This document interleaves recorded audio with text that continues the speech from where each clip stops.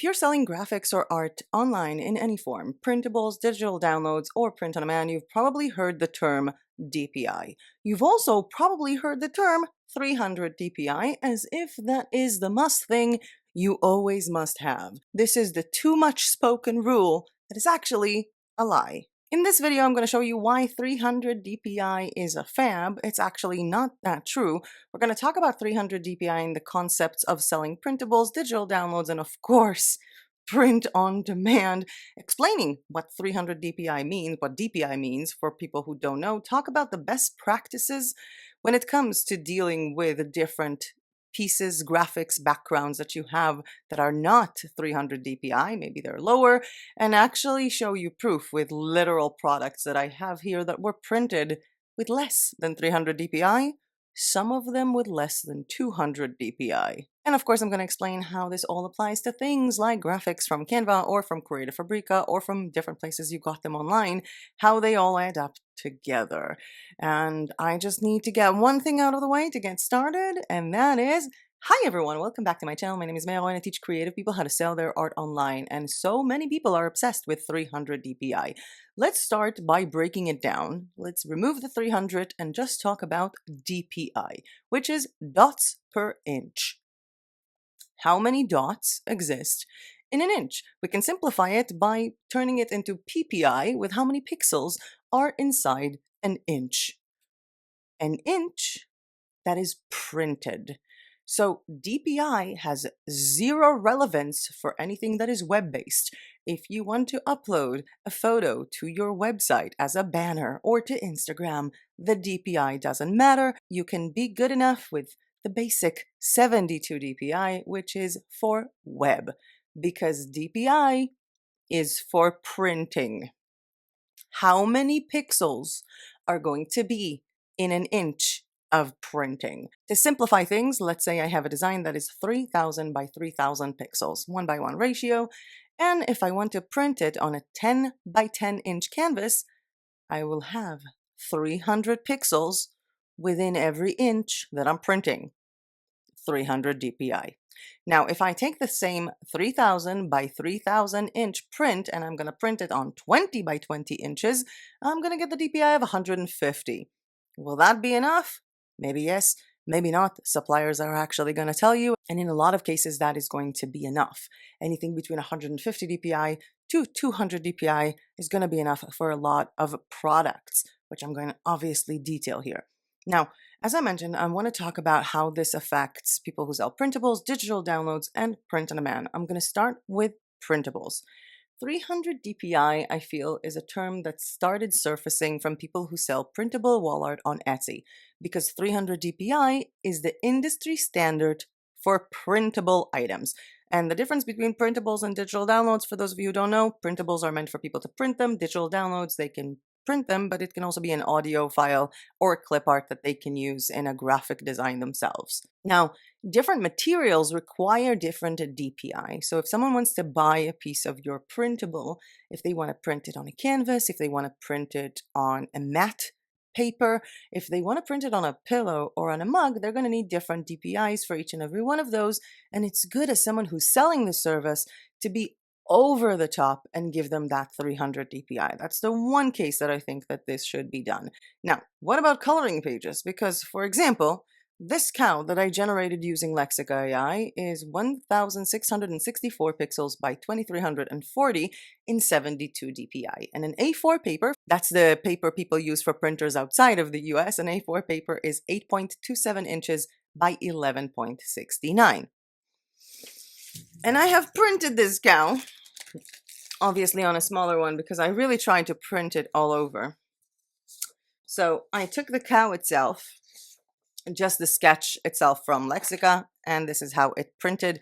The printer we have here in the complex is really not that good. I will make a separate video about printing coloring pages with a very good printer, not a very old one, but it came out to be just fine. I also rendered it through Canva and downloaded it as PDF, which locks in the resolution. So these all of these are lower than 300 DPI for coloring pages. I hope that gets things out of the way a little bit. Now let's move on to digital downloads. So what DPI should you use if, for example, you're selling clip art on Creative Fabrica, or if you're selling seamless patterns on Etsy, or paper packs on Creative Market, or whatever on a different platform? You know what DPI you should be using? The DPI you're telling clients you're giving them. I know it sounds dumb, but for example, I would go to Creative Fabrica and I saw this lovely clip art set with 300 DPI, downloaded it at 72 DPI. I'm complaining. Maybe if they said that it's going to be 72 DPI, I would have calculated the size of the pixels and I would have been fine by that. But telling me that I'm getting 300 DPI and giving me a file that is 72 is lying. And I feel like a lot of these people don't lie on purpose. They just don't realize that the DPI is something that I can see. It's in the file. Maybe they can't even see it and they just write 300. The DPI that you are selling should be the DPI that you are telling people that they're going to get. It's as simple as that. And because a lot of people are still obsessed with 300 DPI, I would obviously recommend to give people 300 DPI when it comes to making your own clip art. However, I have found that a lot of people wouldn't mind if the design is large enough. And if you have a design that is large enough, but the DPI is relatively low, maybe just show how it could print on a product that is big enough based on the audience you want to sell this product to. It also matters what is the digital download file that you're selling, because if you are selling a digital file for someone to use for print on demand or for someone to use for scrapbooking, maybe they would care about the DPI. But if you're selling backgrounds or cute photos for Instagram, no one should care about this DPI. I mean, I use this cow generated with Lexica. It's 2048 pixels by 2048 pixels in 72 DPI, and it looks fine because it's for Instagram, where DPI doesn't matter. Moving on to, I think, the most expected or the most desired topic of the 300 DPI is a lie video, which is print on demand. First of all, go to Zazzle. Don't believe me? Go to Zazzle and check their guidelines for uploading designs. I will leave a link to that article down below. It reads as such: the general resolution required in pixels per inch DPI are 150 PPI, in this case PPI, for apparel, aprons, bags, hats, mouse pads, and ties. All of these products do not require 300 DPI. In fact, they require 150. 200 PPI for mugs, drinkware, calendars, cards, keychains, magnets, postcards, and all stickers. That sounds about right, the 200 PPI.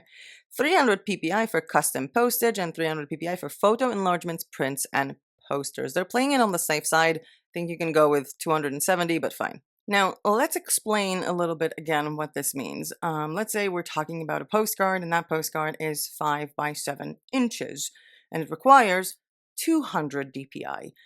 That means that I can take a design that is 5 by 7 inches in 200 DPI, or a design that is 10 by 14 inches in 100 DPI. Or if I want to translate this into pixels, 5 inches by 7 inches in 200 DPI would be 5 times 200 and 7 times 200, which means 1,000 pixels by 1,400 pixels would be enough because it will create 200 DPI on a 5 by inch postcard. I can also use a piece of clip art that is smaller than this and has the same DPI if I center it inside the postcard, because it doesn't take up the space of the entire postcard. Now, when it comes to controlling DPI or knowing what's going to print well with Zazzle, it's pretty simple. The minute you upload a design and you stretch it too much, because when you stretch, the DPI goes lower. When you minimize, the DPI goes higher.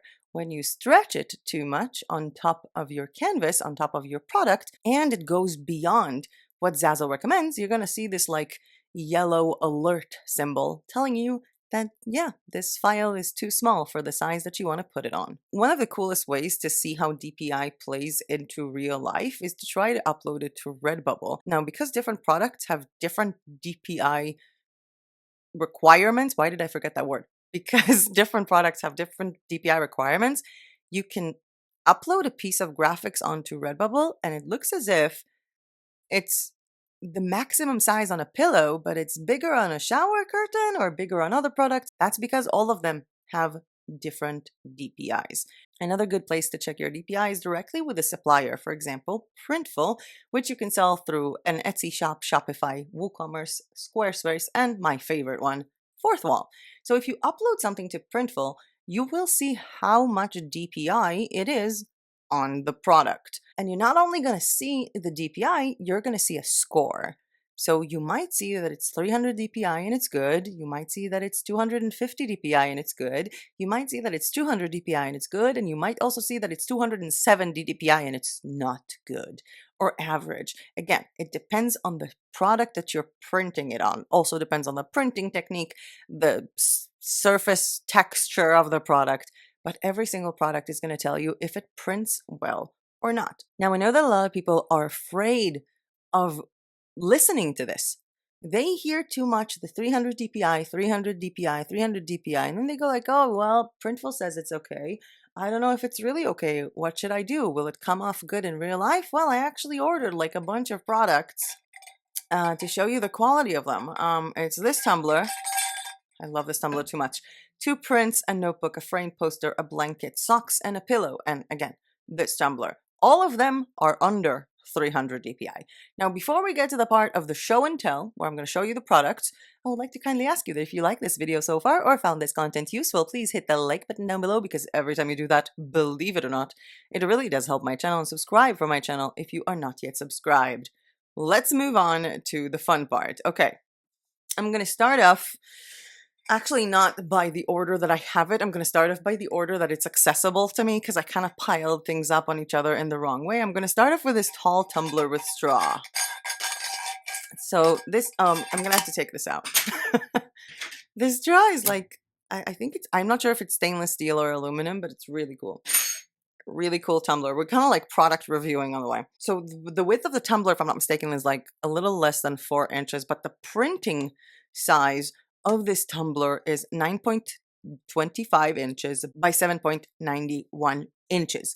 The design, a red cow with a wine glass, is a 2048 by 2048 pixels in 96 DPI. As you can see, I didn't put it on all of the design. I minimized it. And in fact, when it's printed on this tumbler, it's 259 DPI. I think it printed rather well. Can definitely see all of the details that I loved. It looks exactly the way it looks on my computer. Honestly, the color quality here is amazing. So that is a product that is 96 DPI on the design itself, PNG file, and the total print DPI calculation is 259 DPI, and it's fine. Next up, I have this pillow. So this pillow is actually compiled out of 4 photos. The original size of the photos were 2048 pixels by 2048 pixels each, and I created a collage with those, used it on Canva. So it's 4 images. The total size is 4000 by 4000 pixels in 96 DPI. Now, this is an 18-inch by 18-inch pillow, which requires a 19-inch by 19-inch print, because the print also goes into the inside of the stitching. And if anyone is watching this on the live chat, calculated in their head how much DPI it's going to be, maybe now it's the time to say, before I reveal, that this is one of the lowest DPI products that I've ordered. Actually, not even close. No, it's not one of the lowest. It's actually one of the medium ones, because this is 211 DPI. Let's check out the quality of the photos. Oh my god, this cow is so precious. I love it so much. It's so pretty. It actually just looks, you know, exactly the way it does on my computer. I love this pillow so much. I call it a cow for all seasons. It reminds me of the Christina Aguilera song, if anybody remembers. Got a love for all seasons, a love for all times. I think it's Christina Aguilera, right? I hope I'm not mistaken. Okay. Bye-bye pillow. Moving on to, let's do the lowest DPI item. Okay, let's do the lowest DPI item. Okay, so a 50 by 60 inch blanket. I uploaded an 8000 by 8000 pixel design in 72 DPI. The result is 127 DPI with the score saying that it's good. The thing is that with blankets, I don't think, especially the fuzzy ones, people would actually notice if the print is fuzzy because, you know, everything's fuzzy. Like they wouldn't really necessarily know if the print is pixelated. So you can see the print on the screen right now, and I'm going to try to show you the blanket. I need to figure out what's the head of the blanket and the below of the blanket.